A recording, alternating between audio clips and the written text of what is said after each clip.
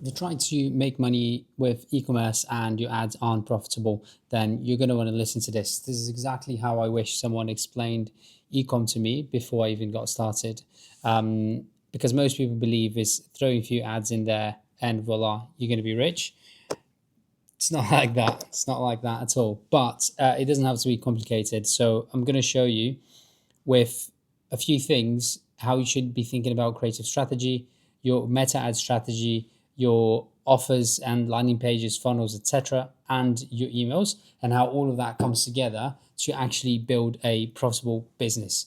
Obviously, we can get into the finance side of things, but like for the sake of this video, let's just keep it super simple. So obviously the main idea here is that we are trying to come up with some creatives to throw it into ads so that those creatives make money. Like that's what we're trying to do. But everything starts really with your offers and what you're testing. But for the sake of this video, I'm just going to say that this is something that you should be testing all the time, not something that is static. So don't just leave it. Consistently try to test this so that you can improve the amount of revenue that you make per person. With creative strategy, this is kind of like where everything starts. And I think that there's so much confusion in the industry, like what is a concept, what is an angle. Different people call a concept something, another person says that an angle is actually a concept, and I think that's just super confusing. What you need to think about is that you have a product, your product solves someone's problems. If it doesn't solve anyone's problems, it's likely not a good product. If you're selling clothes and things like that, it still solves a problem, but the problem is an identity problem, not a specific physical one. So that person wants to look cool, whatever it is, right? And that comes down to you understanding your customers, your and the product that you're selling. But cool. So the first premise here is that your product solves a problem. That problem applies to a multitude of different people. So, for example, if you're selling a weight loss supplement, the reason why the problem is the same. People want to lose weight, but the way that you communicate that to different people is different. So if you say to a like 18 to 25-year-old girl that is trying to lose weight, she might have a completely different mindset than a 35 to 45-year-old female. So they struggle with different things. Same thing with like men versus women, for example. And you can obviously like niche down even more with that. So for example, like 18 to 25 women that are losing weight for the first time, or that like people that have tried other things but haven't managed to make it work, or people that are on a cutting diet. Like the way that you speak to these people is very different. So so that's the first thing that you need to bear in mind. Your product solves problems, and these problems relate differently to different people. These problems also relate to benefits, and the benefits relate differently to different people. Again, someone that is losing weight might not care as much about the specific ingredients that your product has and whatever. So you need to talk to them differently. Anyway, that's the point. The other thing that comes into these two things here is the level of awareness and the sophistication that these markets have. The awareness level is how many solutions has this person tried? Basically, like just think about it that way. Most of the time, you're going to be targeting problem aware people. So don't get too bogged down in the details of like unaware, whatever. Just problem aware. That's where you're going to most likely make your first million with it. Just problem aware ads. This person has a problem. My product solves it. How do we communicate that to that person? Sophistication is something that is actually quite relevant. Sophistication is just like how much does the market know about the current solutions that exist out there. So basically, like how can we actually talk to this person? So someone that sophistication is something that happens in markets, not necessarily in products. So if you have a product that is quite new to the market, so for example, anything that you put in a gummy nowadays has a low sophistication level, so it's very early entry to the market. But markets quickly get saturated, and by saturation, I just means that there's more competitors, etc., etc. So you need to have a high degree of sophistication when you're talking to these people because they know of more options available. So quite, this is probably the hardest thing to understand. Again, I don't think it's something that you need to worry too much about. Problems, personas, benefits. That's where the money's at. Cool. That is your research part. So basically figuring out who is it that you're selling to. Most people skip this and go straight into this, and that's why their ads don't work. So with the production, what you're trying to do is, after you've done all of this, is come up with multiple messages that you're going to talk to your ideal customer about, right? Because they might resonate with different ways of speaking to the message, and you have no idea how that's going to happen. So the first thing that you're going to do is get 20-25 ads that are purely like statics and message based, because what you're testing is what message resonates with those people, and you can come up with different hypotheses as to why that is. And then with these messages, you can vary the visual concepts and the creative format. The visual concepts is basically how the ad looks. For example, you can have an us versus them, but you can have a headline ad. To me, I say that that's a visual concept.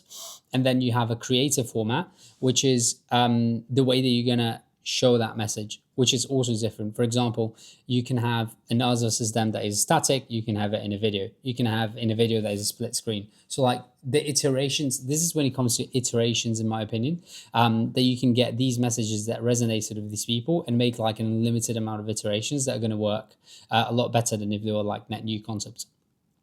Cool. From this, you get this testing. This is what I mentioned. You can have like loads of messages with loads of statics. From the message, let's say that this static here was the winner. We can then turn that into a video. After turning that into a video, we can make iterations of that video by varying the hook, for example, and then we can do landing pages. So landing pages is basically where we match this message a little bit more tailored to the avatar that we're speaking to. Let's just take, for example, of weight loss that we were talking about, and say that we were talking about like specifically to women. Then we would figure out what message resonates with women that are like trying to lose weight between 35 and 45. Found that out. We test that into statics. We found one. We made a video about it. After the video, we then create iterations on that video. And now, if we want to squeeze the AOV out of this a little bit more, if you want to squeeze the amount of money that we can make out of this a little bit more, we then create a landing page that is dedicated to that person, so we can educate them on the problem that they're facing and why our product is the solution. This is where you squeeze the maximum amount of money.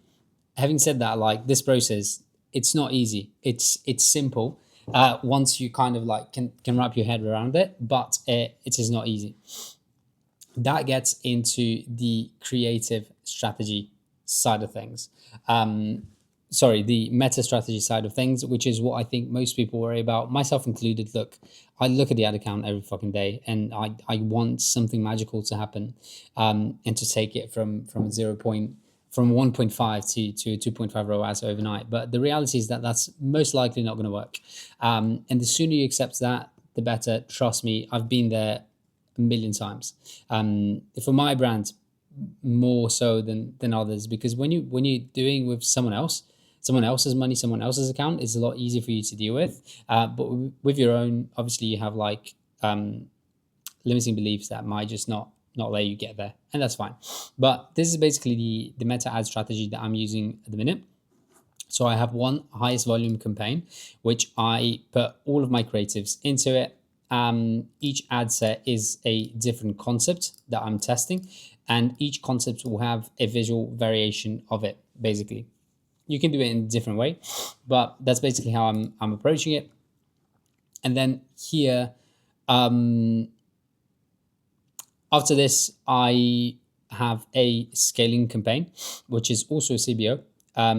So like after 7 days, I would typically, like, if these ads don't work, they're not picking up spend and they're not moving the needle at all, then I'll most likely turn them off.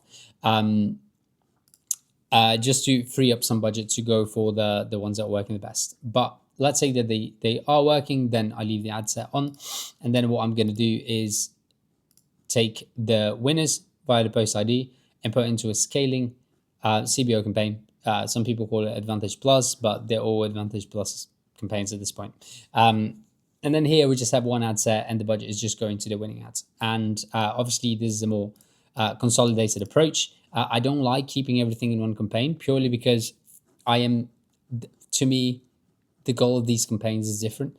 This one is kind of the goal is to scale spend, obviously, but primarily is to test creatives. So I want the budget to be a constant in the campaign. So I don't want this should say creative.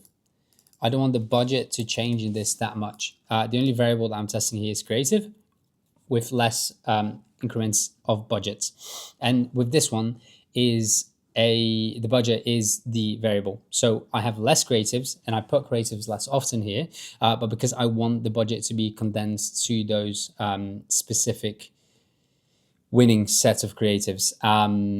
In both of these, like I think it's completely fine for you to never turn the ads off. I don't see that as a problem at all. I think the main thing is just like use the test campaign wisely for you to find the winners and chuck them in the winning ad set. Then the other thing that we do here is other scaling cost cap campaign. So this is slightly different. And that's just because we're trying to maximize the efficiency of the opportunity that we have, but we don't really know when that opportunity is going to come.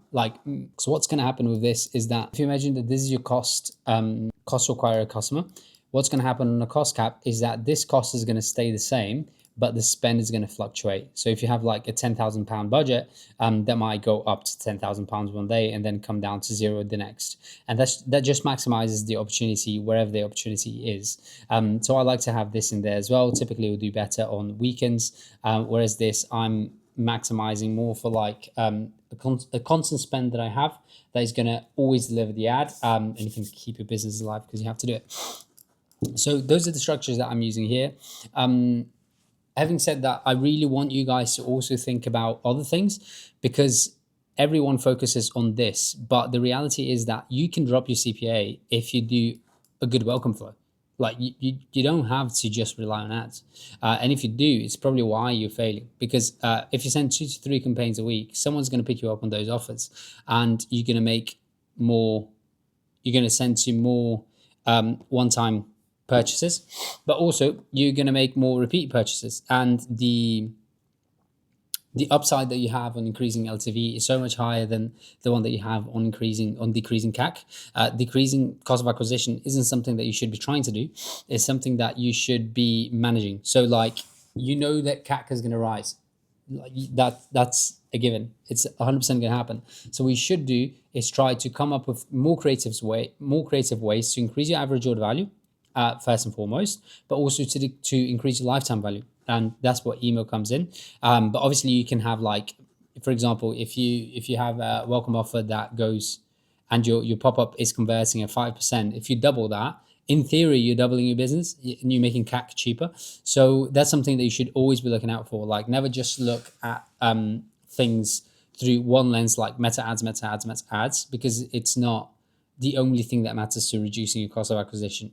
So that's it. There you have it. This is everything that you need to do. Each of these pieces can be a video on its own, and it probably will at some point. But I just wanted to get some of these across and hope it helps someone, because this is exactly the explanation that I needed when I was starting out. Yeah, Meta is not going to solve all your problems, unfortunately. So hope that helps.